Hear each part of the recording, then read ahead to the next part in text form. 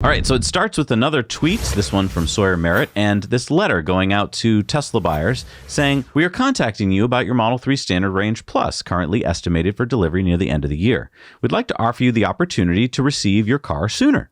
Due to limited supply and strong customer demand, we are introducing the Model 3 Standard Range Plus battery pack, which we already released in Europe and Asia to North America.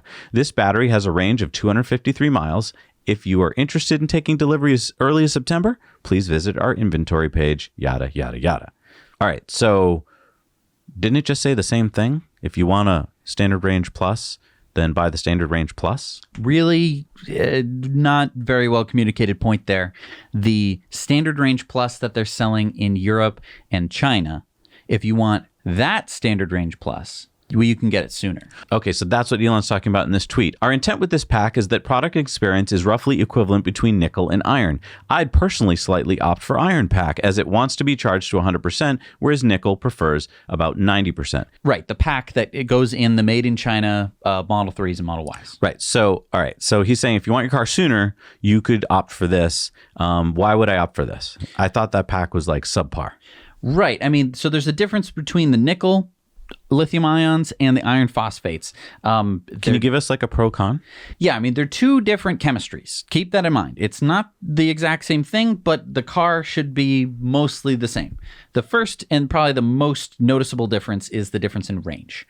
253 miles of the iron and 263 miles of the nickel. All right, so 10-mile difference. Right. Now, that is all down to energy density. There's a difference in energy density. The iron isn't as energy dense. So that means that the LFP pack is going to be heavier. And LFP, of course, is lithium ferrous phosphate, which is the iron pack. It's going to be heavier. It's going to be less energy dense. And so you don't get as high a range. Okay. So that's probably the biggest thing. That's what most people will care the most about. But, I mean, Elon just said that you can charge it to 100%?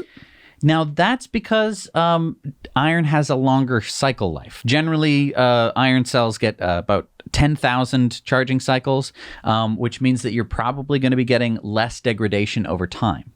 Oh, okay. So I've heard that in the first year or two, you actually have less degradation, which means after about a year or two, both packs are pretty much similar. That may be true. It may not be. We don't know because there haven't been that many Teslas out with iron packs that are around. So we don't know that for sure.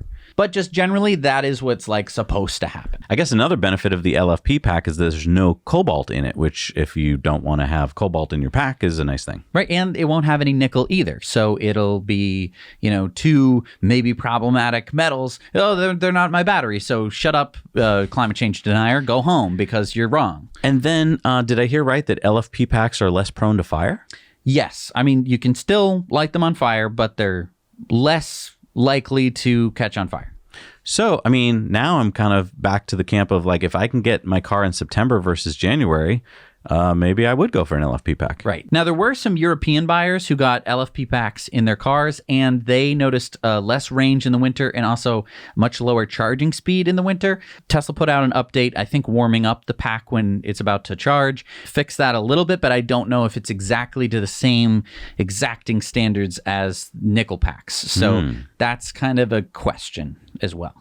So this is a tough one for people who are in the process of buying this car. Right. Now, we did put it to our patrons over on Patreon. We had a poll, so stick around to the end of the episode, and we'll tell you what the results are.